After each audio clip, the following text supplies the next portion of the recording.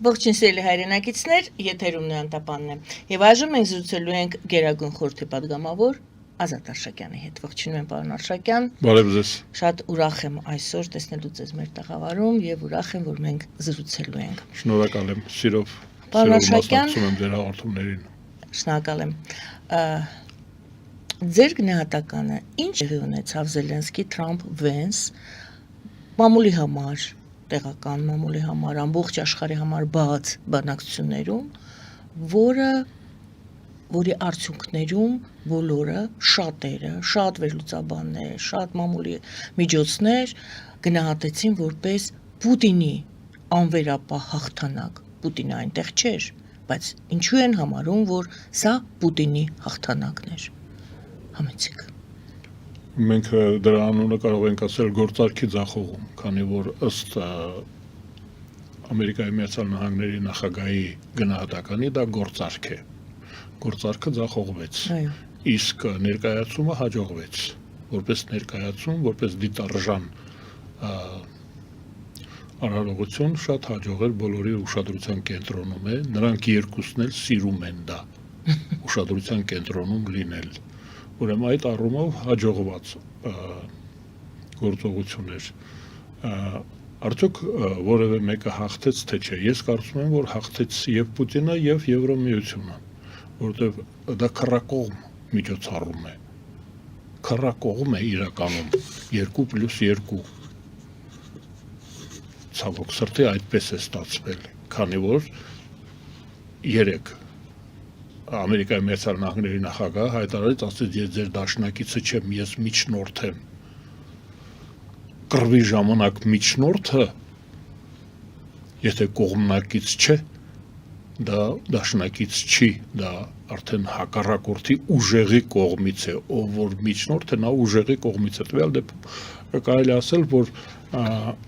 գործողությունը, որը որ ուներ երկու մաս, Եվրոմիություն, Ուկրաինա եւ Ռուսաստան, Ամերիկա Միացյալ Նահանգներ կողմը տարօրինակը գիտեք որն է, որ փաստաթղթերը պատրաստ են, այսինքն բանակցությունները ավարտվել էին, այստեղ բանակցություն չէր տեղի ունենալու, բանակցությունը ավարտվել էր, համաձայնությունները կայացել էին, փաստաթղթերը պատրաստ էին, ընդհանրապես պետք է կողմերը կառավարությունների ներկայացուցիչները պետք է դա ստորագրեին եւ վավերացումը պետք է տեղի ունենար, սա խիստ պրոտոկոլային։ Բայց ինչու էր այդ նախաբանը, որը տապալվեց, փաստորեն, որով տապալվեց ամբողջ այդ գործընթացը, այդ նախաբանը ինչի համար էր, այդ զրույցը երակողմ բոլորի ներկայությամբ։ Հենց որպես ուշադրություն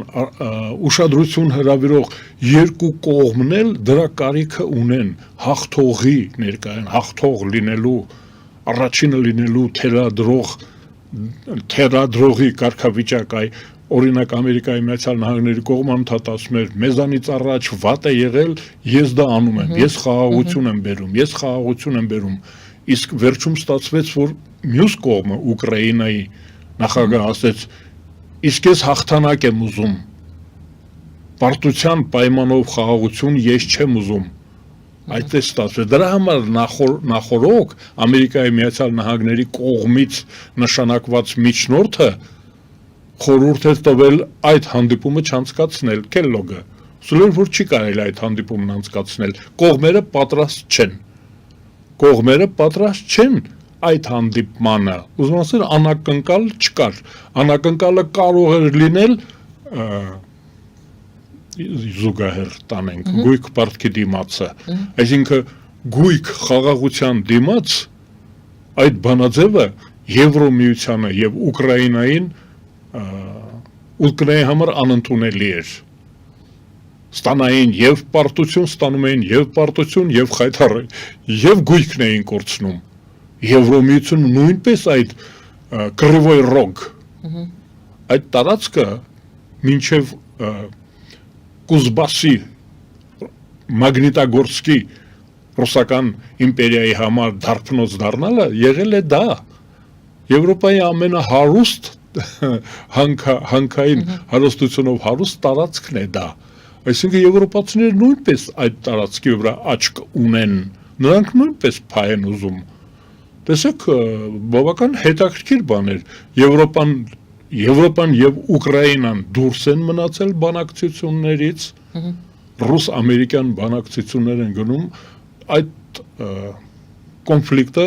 հարթելու վերաբերյալ։ Ուկրաինան, որը կոնֆլիկտի զոհն է, ագրեսիայի զոհն է, կողոպտվողն է, ուրեմն չի մասնակցում։ Եվրոպան, որ շահագրգիռ կողմ է խաղաղության եւ այլն, ընդհանրապես Եվրոպան նաև որպես սահմանամերձ տարածք ցավով է ընդունում դա, ընդհանրապես Եվրոպայում պատերազմ է, եվրոպացիներն են դա երկրորդ համաշխարհային սերբական պատերազմից հետո, հարավսլավական պատերազմից հետո ամենամեծ մասշտաբի մարդասպանությունն է Եվրոպայի համար դա կարևոր էր, Եվրոպան դուրս է մնացել, Ուկրաինան դուրս է մնացել, Ռուսաստանը եւ Ամերիկայի Միացյալ Նահանգները ինչ որ բաներ են պայմանավորվել ու թուղթ են ներկայացնում, թղթի վերաբերյալ, եթե կարելի ասել, դա չէր բավարարում եւ Ուկրաինային, դա ընդհանրապես խիստ գաղութատիրական, հակաամերիկյան կարելի ասել, ամերիկացիները ընդհանրապես գաղութատիրությանը դեմ են, իրենք ապագաղութացված երկիր են, ուրեմն դա մաքուր հայ-ռուսականն էր, էլի, գույք պարքի դիմաց, ուրեմն դա մեկ, Ամերիկան ինքը պետք է թույլ չտար, որպես շերիֆ, գերտերություն պետք է թույլ չտա այդպիսի բան, լիբերալիզմը, ազատ գործարարության ջատագովը պաշտպանը, ինքը անազատ գործարար, այսինքն դա խլում էր, Ուկրաինայից խլում էր իր ընդերքը, ուրեմն ես ասում եմ ընդհանրապես սկզբունքորեն Ամերիկայի ծրագրերից Ամերիկայի Միացյալ Նահանգների գաղափարախոսությունից դուրս գործողություն էր դա երկրորդը Ուկրաինայի համար դա անընդունելի պայման էր ու այն ինչ որ սպասում էր Ամերիկան 100% ընդերքին տիրանալը դա Ամերիկայից խլեց Ուկրաինան դարձրեց 50% մի ամիս բանակցել են սակարկել են Ուկրաինան չտվեց 100%-ը, կանգ առան 50%-ի վրա, դա արդեն Ամերիկայի համար ծրագրի տեսակետից պարտություն էր, 100% էր ուզում 50%-ը տարան, Ուկրաինան որպես փայատեր հանդես եկավ, ուրեմն ընդհանրապես ձախողված է դա, քանի որ ասել էր, ծրագիրը այդպես էր հայտարարել, որ մենք հաղթանակը կապահովենք կամ խաղաղությունը կապահովենք, եթե մեր գումարը հետ տաք այսինքն մեր փողը հետ տվեք, մենք այդքան ծախսել ենք, մրա օգնություն չի եղել է գործարք, ձեզ խաղաղություն, մեզ մեր փողը, ու հանգարց փողի կեսը Ուկրաինան ասեց չեմ տա, 50%-ը չեմ տալու, 50% այդ կուտակային ֆոնդ պետք է ձևավորվի եւ այլն, տեսեք, Ուկրաինայի համար դա թալան էր, Ուկրաինայի ժողովրդին կոոպտում էին, Ամերիկայի համար դա կորուստ էր, որտեղ 100 էր ուզում 50-ը ստացավ, Մյուս կողմերը Ռուսաստանը եւ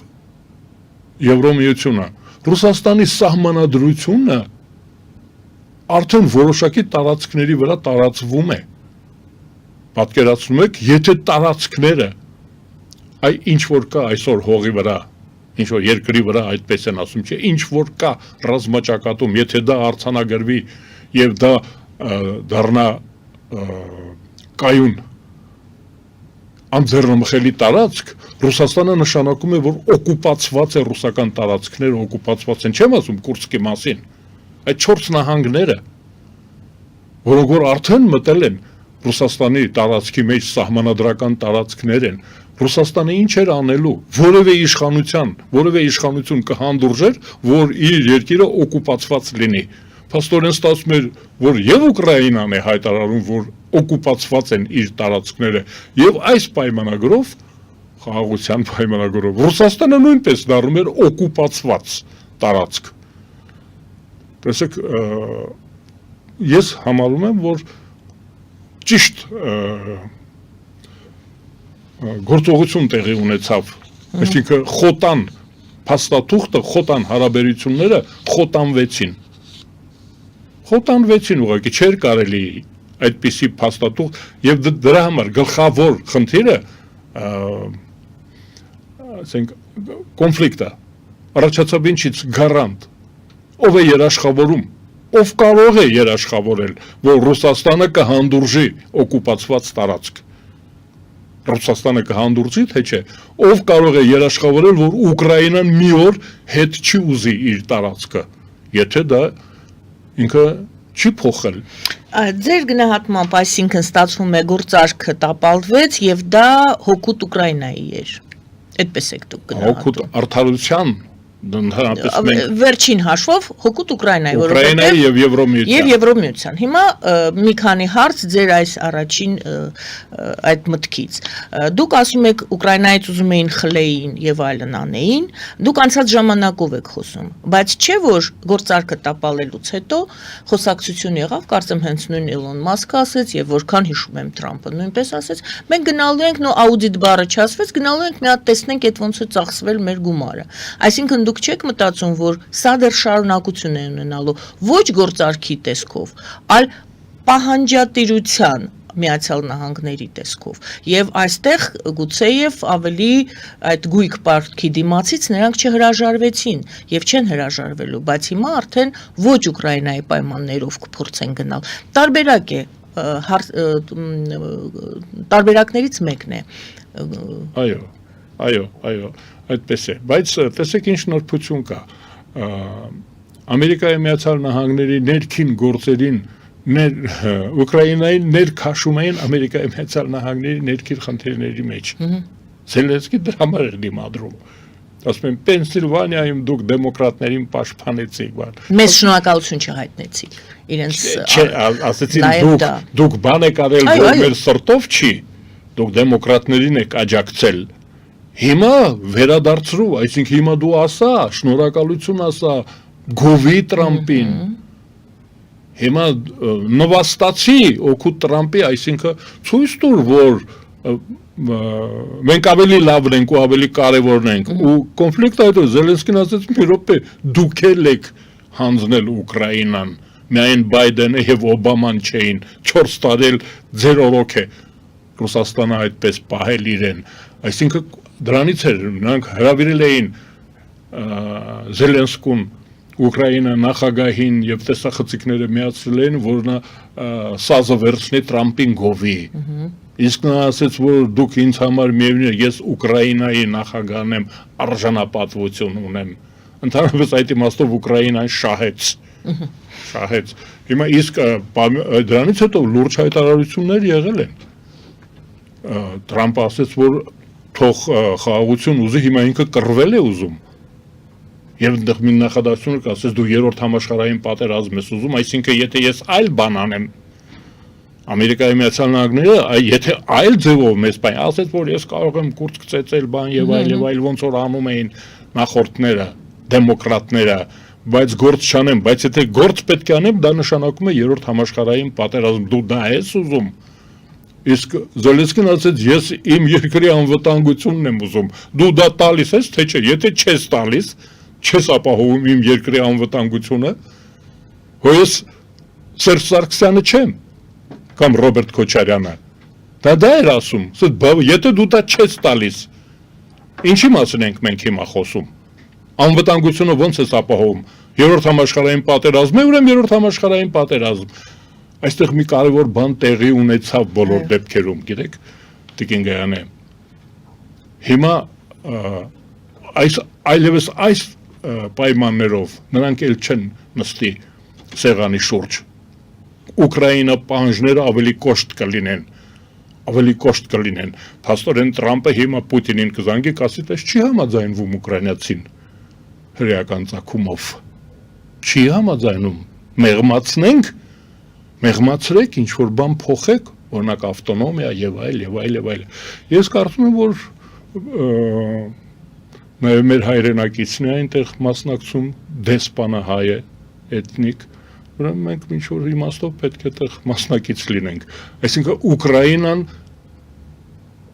խոսենք, որ պատերազմը վատ բան է, արյունահեղություն է լինելու եւ այլն զոհեր են լինելու, իհարկե ցավալի բան է, խաղաղություն ենք ուզում, մենք էլ մեր հայրենակիցների երկու կողմից մենք կռվում ենք։ Դա մեզ համար հարմար չի, բայց Ուկրաինան կարելի ասել, որ առնվազն բարոյական հաղթանակը տարավ, չհանձնվեց այդ մենակ երկուսի դեմ նախագահի եւ փոխնախագահի երկու գերտերության դեմ մենակ կանգ առավ, ասեց չեմ հանձնվում։ Հետո բանի ժամանակ էլ հենց մի քանի ժամ հետո հարցազրույց, այո, օգնեք ինձ, ես ուզված եմ։ Հարցազրույցի ժամանակ ասեցին ներողություն խնդրես, ասեց ինչի համար։ Լավ չի ստացվել, այո, ասեց լավ չստացվեց, բայց ինչի համար ներողություն խնդրեմ։ Ես ինչ եմ արել, որ ներողություն խնդրեմ։ Ուկրաինան ներողություն չի խնդրում, բայց լավն էր։ Այդ համար եմ ասում, մի 100 տարի Ուկրաինան ունի իր հերոսը։ Ուկրաինայի այս սերունդը, ուկրաինացիները, եւ կռվող են, եւ արժանապատվություն, բայց ինչի պետք է ներողություն խնդրեմ։ Ինչ եմ արել։ Նորմալ էր, ասես նորմալ էր։ Հիմա եկեք տեսնենք Եվրոպա, Միացյալ Նահանգներ այս պատմության մեջ։ Նա ասեց, հիշում եք, հիմար բառ օգտագործեց, stupid president ասեց նա։ Եվ այսպես նույնպես եվրոպացիներն են փող տվել Ուկրաինային։ Նշանակում է արդյոք, որ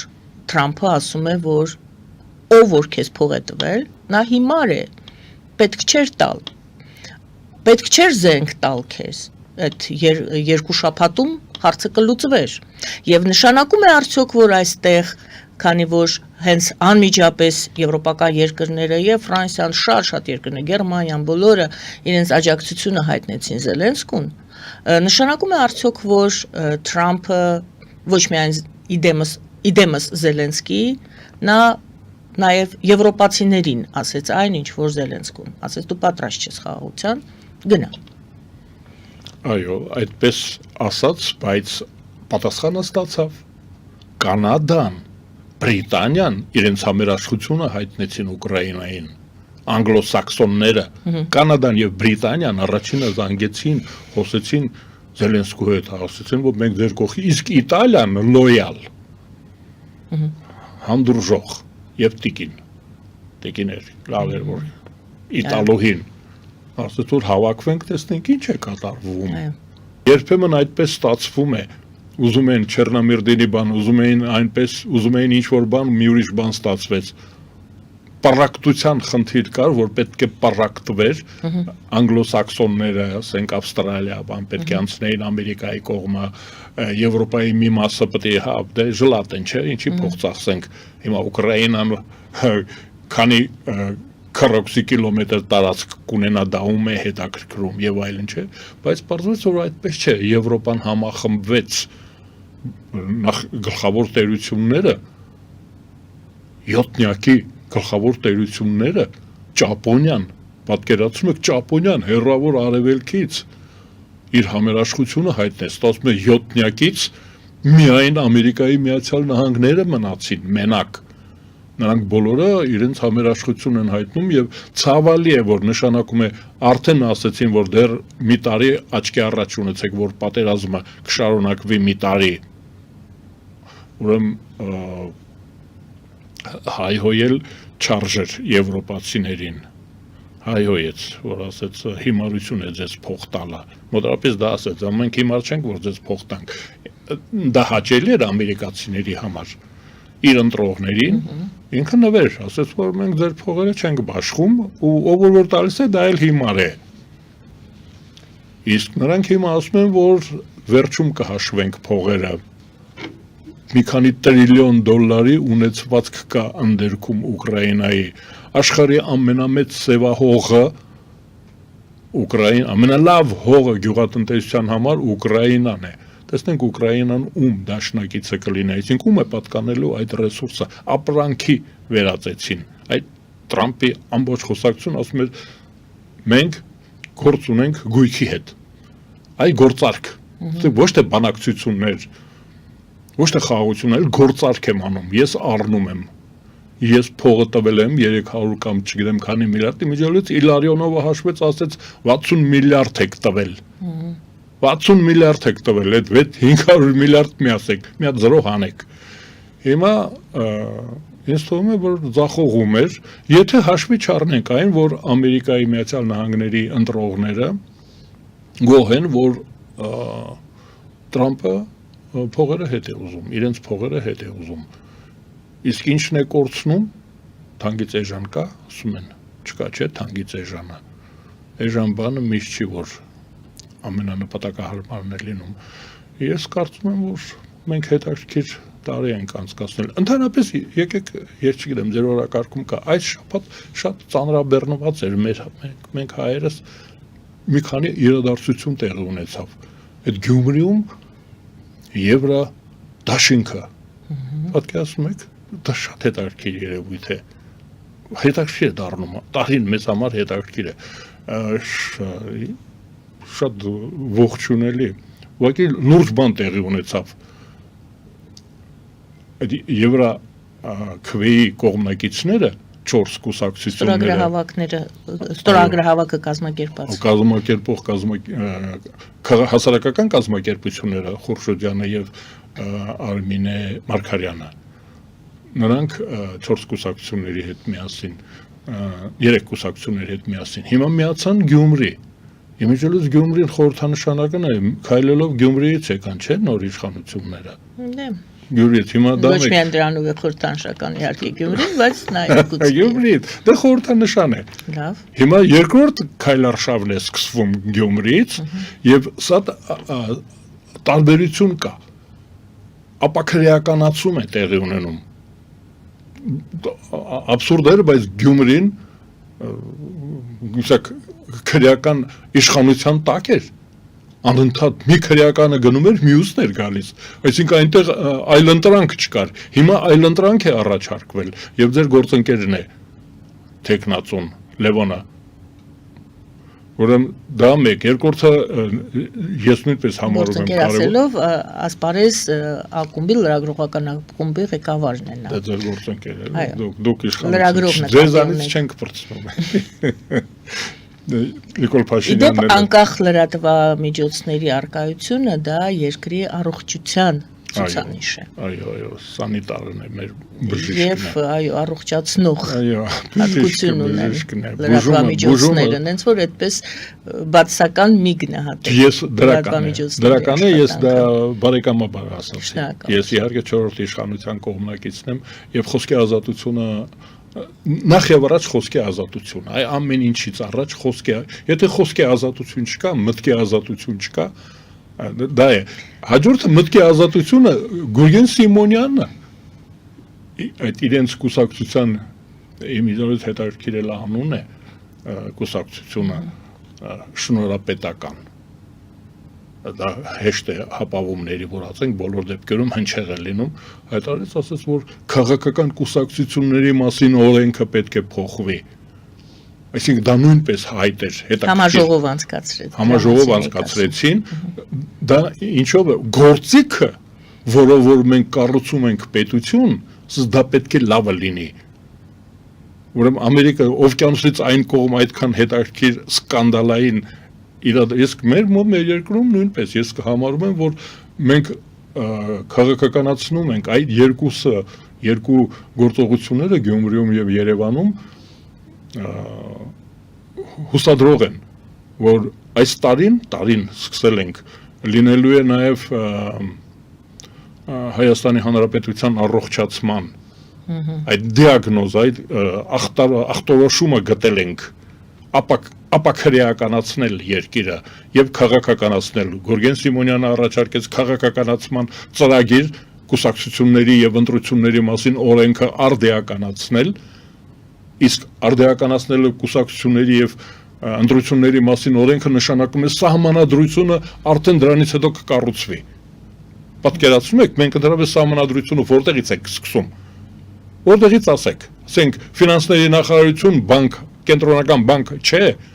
ընտրություններից եւ քաղաքական կուսակցություններից։ Դա է սահմանադրության։ Ինչպիսին կլինի սահմանադրությունը, այնպիսին էլ չէ, պատճառահետևանքային։ Ինչ ընտրությունների մասին օրենք ունենք մենք, կուսակցությունների մասին ինչ օրենք ունենք, դրա վրա կկառուցվի սահմանադրությունը։ Հիմա մեր մոտ կարծեմ հակառակն է, սկզբից սահմանադրություն ինչ որտեղից արտագրել են երևի, նախորդները արտագրել էին։ Հիմա դրա համար ասում հետաքրքիր տարի է սկսվում եւ անմիջապես դուք արձագանքեցիք հետաքրքիր Նոյան Տապանը Ես արձագանքեցի Գիտեք ինչ, իսկապես անկախ լրատվամիջոցների մասին խոսեցինք, պարզապես այստեղ ուզում եմ ասեի, կա կեղծ անկախ լրատվամիջոցներ եւ լրատվամիջոցը այո սանիտարն է եւ ոչ թե միայն ներողություն, շատ ներողություն, բամբասանք փոխանցող։ Այստեղ շատ կարևոր է նաև ոչ միայն կուսակցությունների հարցը նայել եւ վերանայել, այլ նաև լրատվամիջոցների գործելու։ Բայց դա առանձին թեմա է, առանձին խոսակցություն է։ Լրատվամիջոցները շատ կարևոր դեր են կատարում յուրաքանչյուր երկրում։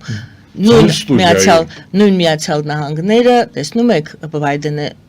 ներողություն Թրամփի խաղաքարտը այդ էր, թող բոլորը տեսնեն, տեսեք, բաց է մեր այս հանդիպումը, թող հանրությունը ճանաչի, տեսնի, ամեն ինչ հանրության աչքի առաջ լինի։ Շատ կարևոր է իսկապես ճիշտ գործելը։ Թող օրինակ վերցնեն։ Ես մի նախադասություն ուզում եմ ասել, ինչի համար ձեր ստուդիայում դա հատկապես ցավոտ է, որտեղ Ամեկ+-ը եւ Նոյան Տապանը փակվել են, ռեաբիլիտացիան տեղի չի ունեցել, երբ որ մենք խոսում ենք խոսքի ազատության մասին, Թրամփի պարտությունը արձանագրող տեսախցիկները, փաստորեն ովքեր որ կազմակերպել էին, նրանք ձախողումը արձանագրեցին, օրինակ թող վերցնեն, այո, կարող է լինել եւ ձախողում, իսկ տվյալ դեպքում ես կարծում եմ, որ իշխանության համար ազատ խոսքի ազատամտության համար կարևոր է, որ այդ երկու փակված, հալածված լրատվամիջոցները, Նոյան Տապանը եւ Ամեկ+-ը, ռեաբիլիտացիայի ենթարկվեն։ Չեմ ասում, իրենք գնան դատարան դիմեն։ Դե դիմել են դատարան։ Չէ, դա ես չեմ ընդունում։ Ճանապարհով անցել են։ Ես չեմ ընդունում դա, Տիկին Գայանե։ Չէ, պետությունը սխալվել է։ Ակնհայտ է, չէ՞, սխալվել է, որ փակել է, որտեղ ովքեր որ փակել են, նրանք քրեական պատասխանատվության են ենթարկում։ Դուք պետք է որոշեք, եթե նրանք հանցագործ են, ուրեմն նրանց զոհը արդարացի է, մյուսը զոհ է, ուրեմն ռեաբիլիտացիան կարևոր է, դուք չպետք է ձեզ պաշտպանեք, այսինքն Ամեկ+-ը ինքը իրեն չպետք է պաշտպանի, պետությունը պետք է Ամեկ+-ը պաշտպանի։ Ես չպետք է պաշտպանեմ իմ իրավունքը ձեր տեսախցիկի մոտ ելույթ ունենալու, պետությունը պետք է դա անի, պետությունը պետք է ինձ հնարավորություն տա, ես մի քանի անգամ արել եմ, 4 անգամ դատվել եմ ազատ խոսքի համար, այսինքն պետությունն է որոշում, ես ասեմ, թե չասեմ, ուրեմն ես կարծում եմ, որ ռեաբիլիտացիա բառը շատ ճիշտ է, ուրեմն ես հույս ունեմ, ասում, տարին լավ է սկսվել, Բարի, գովազդ ենք ուզում հայտարարել եթերում, պարոն Արշակյան, եթե դեմ չեք, այնուհետև շարունակենք զրույցը եւ իսկապես տեսնենք, թե էլ ինչ հետաքրքիր կարևոր իրադարձություններ են եղել եւ ոչ, ես կխնդրեի երևի թե սկսել այս թեմայից։ Ինչ դասեր կարող էր քաղել մեր այսպես իշխանությունների իշխանական վերնախավը, մասնավորապես Փաշինյանը, հայ երեկվա այդ զրույցից, որովհետև այդտեղ մտածելու տեղ կա, երևի թե։ Շնորհակալություն հարցի համար։ Շնորհակալություն, սիրելի հեռուստադիտողներ, գովազդը եթերում, եթե հարցեր եք ունենալու պարոն Արշակյանին, սիրով կընդունեմ հեռախոսազանգերը, գովազդը եթերում։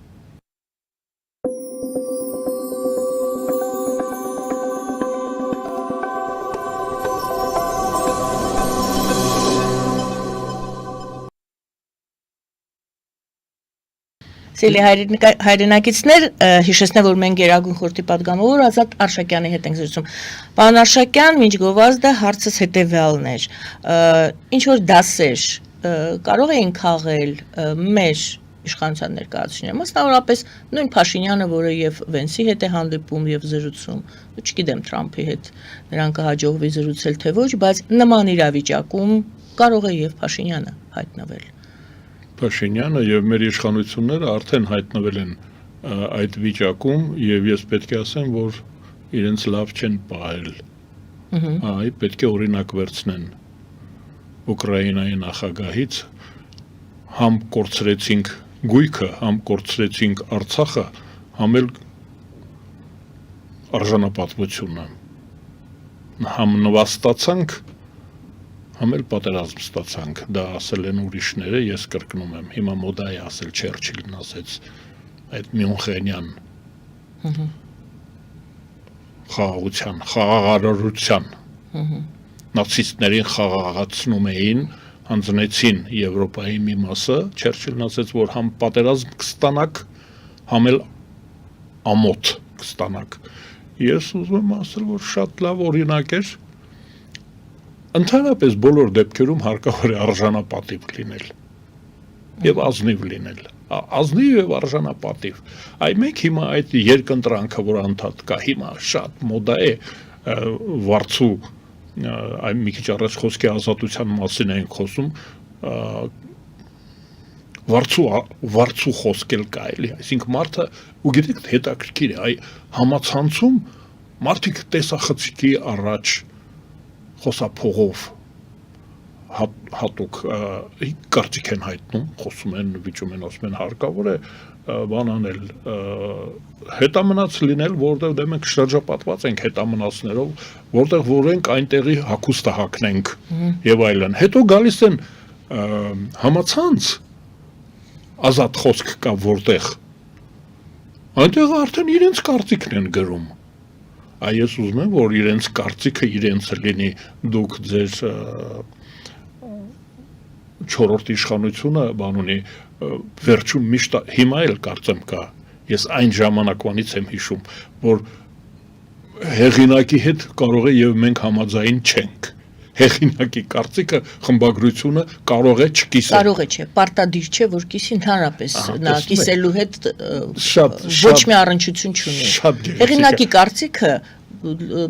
բացահայտելու խնդիր ունի լրատվամիջոցը, ոչ թե ձեզ հետ վիճել, ես ձեզ հեղինակություն եմ համարում։ Ոչ թե համաձայնվել կամ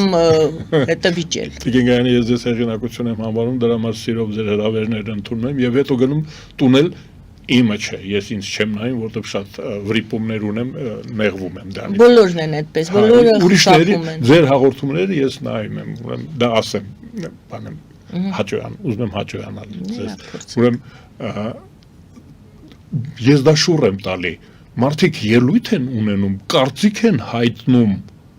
ես ձեր բանաձևը իզուր չհիշեցի, հետո գալիս են այլ միջավայրում, այլտեղ ասում են, իմ հայտնած կարծիքը, որ ես հայտնեցի, դա իմը չի, դա պատվիրատուի կարծիքն է։ Պատվիրատուի կարծիքն է ինքը հայտնում, նրանց կուրտքը ծեծելով,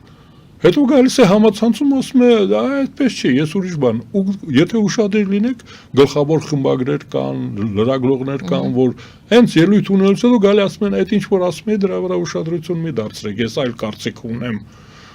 Հիմա ես ուզում եմ, որ այդ բանը քաղաքական ռեալ պոլիտիկա Բիսմարկը դա ասել է բանով, որ մենք գաղափարներ կան, լուրջ գաղափարներ կան, որոնք գեղեցիկ են, արիստոկրատերն է, իմիջիալոց խուլիգան արիստոկրատ, հիմա այսօր եթե լինեն, նրանք կդատեին, ասում են, մենք շատ բաների մասին ենք խոսում սալոններում, բայց գործի ժամանակ հարկավոր է իրատես լինել, այ իրական եւ իրատեսական, ես կարծում եմ, որ պետք է բոլոր դեպքերում ազնիվ լինի, քաղաքական գործիչը, մարզիչը, լրագրողը, թոշակառուն, ես ինչ որ ասում եմ, դա պետք է իմ կարծիքը լինի, ես դրան պետք է տեր լինեմ, ու մեր իշխանությունները նույնպես պետք է իմանան, որ ազնվությունը, սկզբունքայնությունը, արժանապատվությունը, դա շատ լուրջ արժեք է, այսինքն դա հարգարժան երևույթ է, այ Զելենսկին հարգարժան քաղաքական գործիչ է, չեմ հանձնում հայրենիքս, դա ասեց, չեմ հանձնվում, այդ ճնշման տակ, պատկերացնում եք որտեղ էր գտնվում, հարցակվում էին, ուկրաինական կողմից ոչ-ոք չխոսեց բարեվարկության կանոններով, թողեցին, ղեկավարը խոսում էր, իսկ այնտեղ վրա տվեցին, ու Զելենսկին ասեց, չեմ հանձնվում, այդ չպետք է հանձնվի, չհանձնվելու համար հարկավոր է ուժեղ լինել, այ գալիս ենք հաջորդին, եթե ժամանակին 30 տարի Ուկրաինան պատրաստվեր պատերազմի, նա պատերազմ չէր ստանա պատերազմ, եթե պատրաստ լիներ, չմսխեր ու նախորդ իշխանությունները չմսխեին Ուկրաինայի ռեսուրսները։ Ուկրաինական զինվորականությունը ռուսական իմպերիայի հարվածային ուժն է եղել։ Ես սովետական բանակում ծառայել եմ։ Սպաները ուկրաինացիներ էին։ Սերժանտների մասին չասեմ ուղղակի։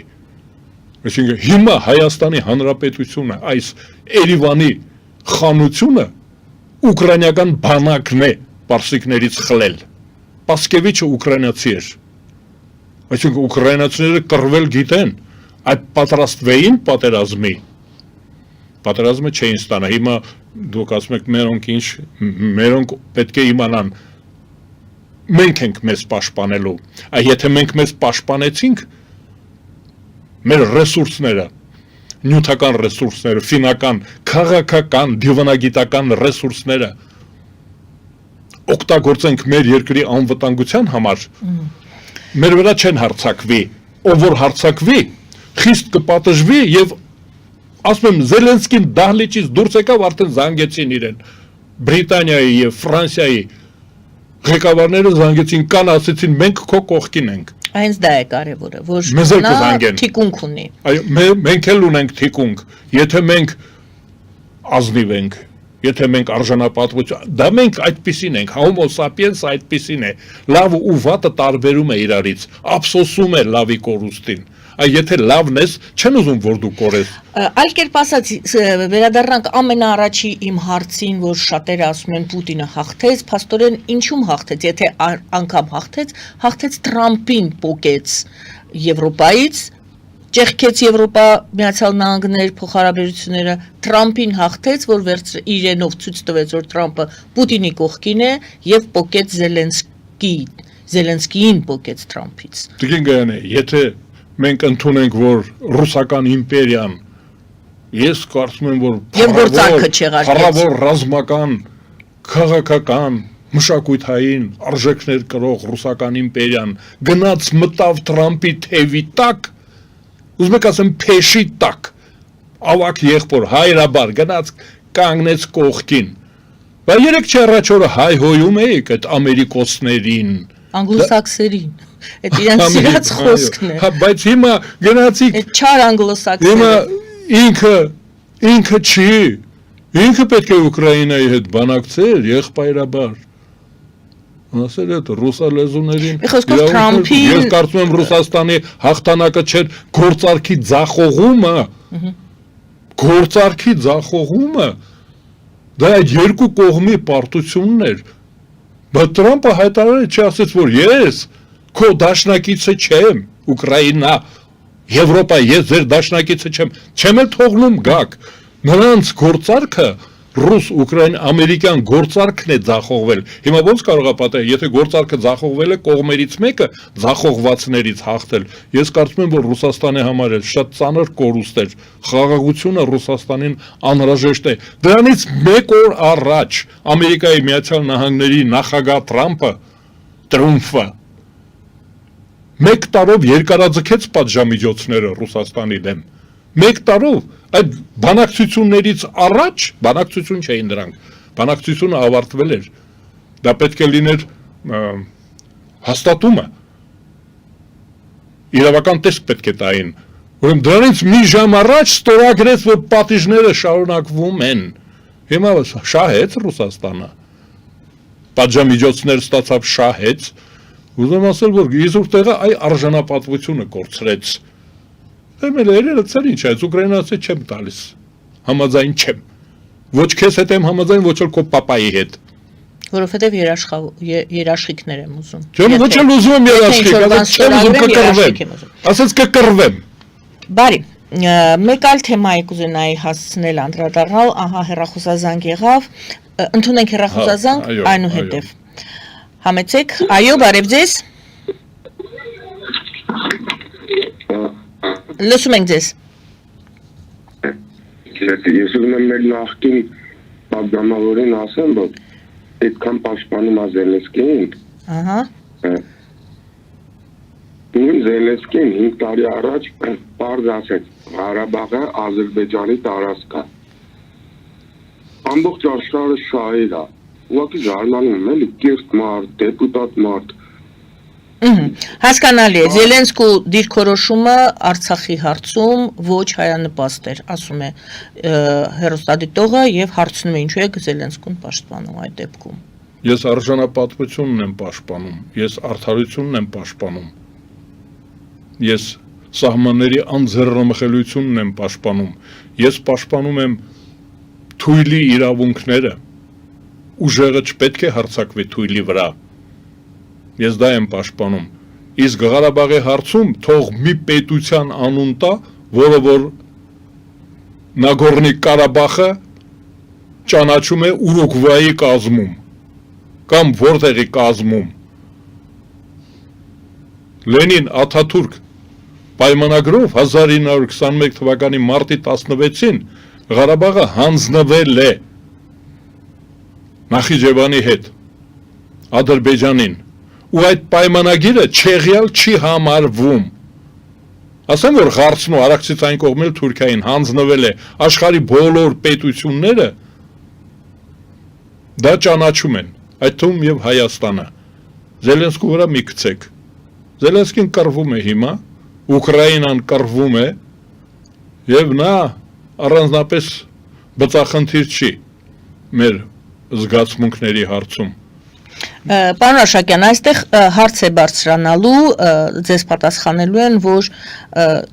այո, դուք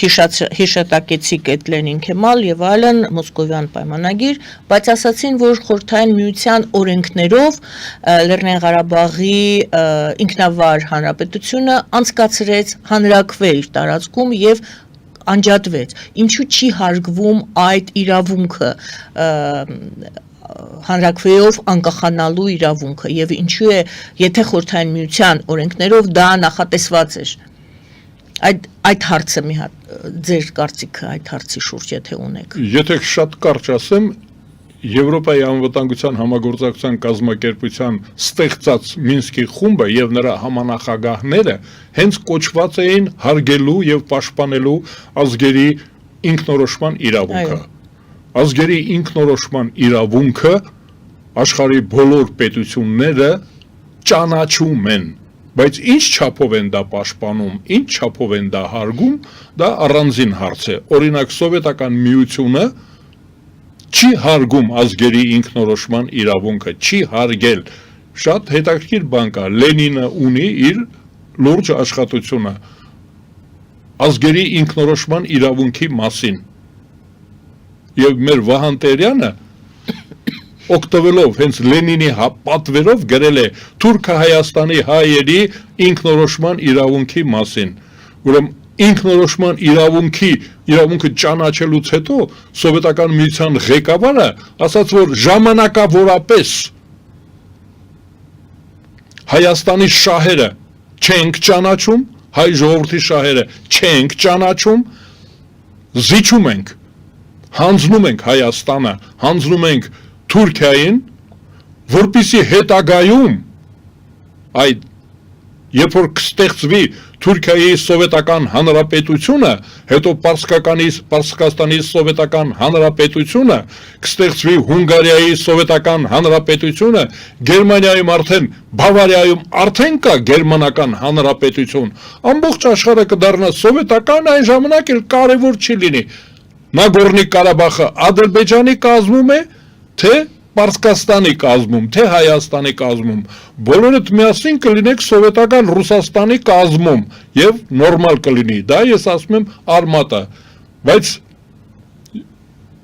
դա էր ասում Մյասնիկյանին, Միկոյանին, Լենինը դա էր ասում էր համբերեք, հետո նրանք էլ կդառնան սովետական, կարևոր չի, սահմանները լինելու են ներքին սահմաններ։ Դա եղել անցել է, մենք այսօրվա մասին ենք խոսում, այսօրվա մոտեցումները։ Այսօր սովետական Ռուսաստանը փոխանցեց այդ ազգերի ինքնորոշման իրավունքի չհարգելը, ժողովուրդների տենց է կոչվում, բայց այ ժողովուրդների իրավունքը չհարգելը փոխանցեց դեմոկրատական Ռուսաստանին, այսինքն Ռուսաստանը հավատարիմ է մնում հայ ժողովրդի իրավունքները զոհաբերելու գաղափարին, զոհաբերել է։ Ես ասեմ, որ սովետական իշխանությունը իր անգիտության պատճառով երկու անգամ անգիտության պատճառով կավ բյուրոն մի անգամ Ղարաբաղը վերադարձրել է Հայաստանին, սովետական Հայաստանին։ Հաջորդը Ադրբեջանի իշխանությունը Նարիմանովի ժամանակ, որը գնդակահարվեց հետագայում։ Նույնպես ի նշան բարեկամության, պրոլետարական համերաշխության Նագորնի Ղարաբաղը վերադարձրել է հայերին, բայց Մոսկվայից ասել են, որ մեր միջազգային պարտավորությունները ավելի կարևոր են։ Այսինքն, եթե ինչ-որ տեղ, օրինակ Ղրիմը կարելի էր Ռուսաստանից վերցնել ու տալ Ուկրաինային, Նագորնի Ղարաբաղը Ռուսաստանը, սովետական Ռուսաստանը, Ռոմանովյան Ռուսաստանը, Ելցինյան, Պուտինյան Ռուսաստանը չի կարող Նագորնի Ղարաբաղը Ադրբեջանից վերցնել ու տալ Հայաստանին կամ Տաջիկստանին։ Նա պարտավոր է ապահովել Նագորնի Ղարաբաղի պատկանելությունը հենց Ադրբեջանին։ Սովետական միությունը դա է արել, ասել է, որ ես պարտավորություն ունեմ, Թուրքիայի հետ պայմանագիր ունեմ, որ պարտավորում եմ Նախիջևանը եւ Ղարաբաղը չտալ Հայաստանին։ Իսկ նրանք այն հայերը, որոնք որ դա կպահանջեն, նրանց պատժեմ։ Պայմանագրի մեջ դա էլ է գրված, որ մեզ պետք է պատժի Ռուսաստանը։ Նախիջևանը եւ Արցախը պահանջելու համար։ Բազմաթիվ մարդիկ կան սկսած Նժդեհից, որ զոհվել են այդ հարցը բարձրացնելու համար։ Ռուսաստանը այդ դեպքում հավատարիմ է Թուրքիային եւ Ադրբեջանին եւ Հայաստանը հակառակորդ է Ռուսաստանի շահերին։ Այսօր էլ օրակարգային է։ Մենք անդադ ուզում ենք ռուսներին ու թուրքերին կռվածնել։ Ռուսաստանի ֆեդերատիվ հանրապետությունը եւ Թուրքիայի հանրապետության անդադ կռվածնում ենք, ուզում ենք կռվածնել։ Նրանց ազգային շահերը պահանջում են, որ նրանք իրար հետ չկռվեն, պատերազմ չլինի, խաղաղություն լինի։ Եթե Հայաստանի հաշվին է դա, դե թող Հայաստանն էլ հիմա չլինի։ Թող Հայաստանն էլ չլինի, այսօր ռուսամետները, նրանք ովքեր որ օրինակ հիմա եվրոինտեգրացիայի դեմ են, նրանք անդադ ասում են, մի մոռացեք Ռուսաստանին։ Ռուսաստանի շահերը պահանջում են մեզանից հեռու լինել։ 3 առաջ օրը Մարգարայից հանեցին իրենց զորքերը։ Դա հո ես չեմ ասել։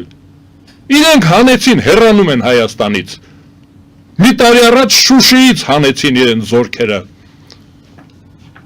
Կես տարի առաջ Զվարթնոց օդանավակայանից հանեցին իրենց զորքերը։ Հեռանում են նրանց շահերը եւ մեր շահերը չեն համընկնում։ Մենք հոգեբանական, քաղաքակրթական դաշնակիցներ ենք, բայց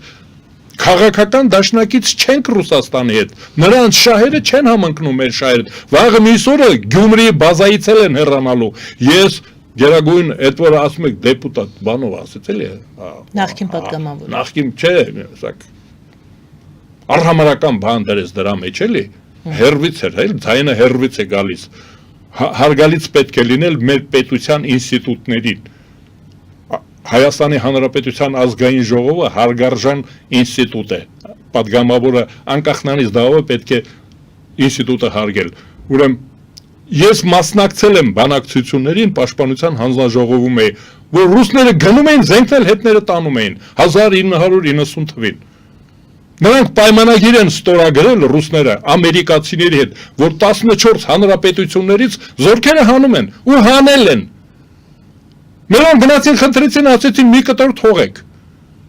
Պորտալարի նման, որտեղից մենք կոնտրաբանդա անենք զենքի։ Հանել են զորքեր Ադրբեջանից, Վրաստանից, Ուկրաինայից, հանել են։ Այսինքն ռուսները իրենք պարտավորվել են ամերիկացիների առաջ պարտավորություն են ստանձնել, որ Հայաստանից գնալու են, Ադրբեջանից գնալու են, Ուզբեկստանից գնալու են։ Իրենք առանց մեզ հարցնելու, մեզ չեն հարցել։ Ես այն ժամանակ բանակցություններին եւ Մոսկվայում եւ Երևանում 7-րդ մասնակցում եմ, ասում եմ զենքը թողեք։ Չի ասում եմ զենքներ պետք է տանեն։ Ինչ որ չկարողացան տանել, պայթացրեցին Բալահովիտում։ Այ դրա համար եմ ասում, Նագորնի Ղարաբաղը ռուսները հանձնել են թուրքերին մշտնջենական։ 2012 թվականին դա հատուկ հիշողություն չունեցողների համար կրկնեցին, ասեցին հանձնել ենք Նագորնի Ղարաբաղը, մենք պարտավորվել ենք հանձնել Ադրբեջանին եւ հայերին հեռու պահել։ Պարոն Արշակյան, իսկ այդ Լենին-Քեմալ փաստաթուղթը համաձայնագիրը ինչ է, դա չեղյալ չի կարելի հայտարարել։ Մենք չեղյալ չենք կարող ենք չճանաչել, որտեղ դա ապօրինի է եղել։ Իսկ հասնել նրան, որպեսզի դա չեղյալ հայտարարվի։ Օրակարգ ձեր ստուդիայում ես գիտեմ Կեմերովից գալիս են, հրաշալի գործ է։ Այդ թող իրենք այդ հարցը թող Ամերիկայի Միացյալ Նահանգներում կազմակերպեն, եթե Ռուսաստանում օգնեն այդ ուղղությամբ։ Ռուսաստանում մարդիկ ինչքան համարձակություն, ինչքան նվիրվածություն ունեն, կազմակերպել են, հիմա կա այդպիսի շարժում։ Իրավական դիմում են ռուսական պետությանը, ասում են, որ դուք իրավունք չունեիք Հայաստանի Հանրապետությունը հանձնել, ճիշտ այնպես, ինչպես երեք Զելենսկին ասաց, որ դուք իրար հետ բան եք պայմանավորվել, իմ կարծիքը չեք հարցնում։ Ռուսաստանը եւ Ամերիկան որոշել են սահման գծեն, ասում են, բա մեր կարծիքը չեք հարցնում։ Մտել եք մեր տունը չեք հարցնում, մենք ձեզ որտեղ ենք ուզում տեղավորել։ Մտել եք մեր տունը հարցրեք։ Ես կարծում եմ, որ ովքեր որ լսում են ձեր հաղորդումները, հավատարիմները ձեզ, թող նախաձեռնեն։ Ռուսաստանում այդպիսի շարժում կա։ Չեղյալ համարել, տեսեք Ռուսաստանի քաղաքացիներն են, չեղյալ համարել ռուս-թուրքական այդ խայտարակ դաշինքը, չեղյալ համարել։ Մենք կարող ենք չճանաչել, Հայաստանի Հանրապետությունը կարող է ասել, որ մենք չենք ճանաչում դա, որովհետև եւ Աթաթուրքն էր այն ժամանակ ավազակ իշխանազավթող եւ Լենինն էր իշխանությունը զավթել, օրինական չէին երկուսն էլ։ Շնորհակալ եմ, ցավոք եթերաժամը ավարտվեց, պարոն Արշակյան։ Շնորհակալ եմ, որ եկաք այսօր, երևի ամբողջ գիշեր հետևել ենք, բոլորն են հետևել, որովհետև այն ինչ կատարվում է, չենք ասում, որ երրորդ համաշխարհային պատերազմ է սկսվում, բայց համենայն դեպս դժվար ժամանակներ կարող են առջևում լինել։ Սա կամ կմարի, դուք կարծում եք կմարի, թե հակառակը։ Եվրոպացիների այս համախմբումը կարող է ինչ-որ մի նոր որակ տա այս վիճակին։ Փոփոխություններ կլինեն, բայց մենք պետք է մեր վարոտը չոր պահենք, այդպես ասեմ։ Մենք պետք է ինքնապաշտպանության համար ծախսենք մեր բոլոր ռեսուրսները։ Մենք պետք է պաշտպանենք։ Մենք այսօր լքված ենք, մեր դաշնակիցները, առանց ճակերտների եմ ասում, մեր դաշնակիցները, ում հետ որ մենք դաշինք ունենք, նրանք հեռանում են Հայաստանից, լքում են։ Մենք պետք է նոր դաշնակիցներ հայթայթենք, փնտրենք, գտնենք եւ նախ եւ առաջ մենք ինքներս պատրաստ լինենք պաշտպանության մեր երկիրը, մեր արժանապատվությունը, մեր առողջությունը, մեր ունեցվածքը մենք պետք է պաշտպանենք, դրա համար ջանք չպետք է խնայենք։ Շնորհակալություն։ Շնորհակալություն սիրելի հայրենակիցներ, Գերագույն խորհրդի պատգամավոր Ազատ Արշակյանն էր մեր զրուցակից այսօր, զրուցվար մեր Գայանե Առաքելյանը։ Բարին ձեզ։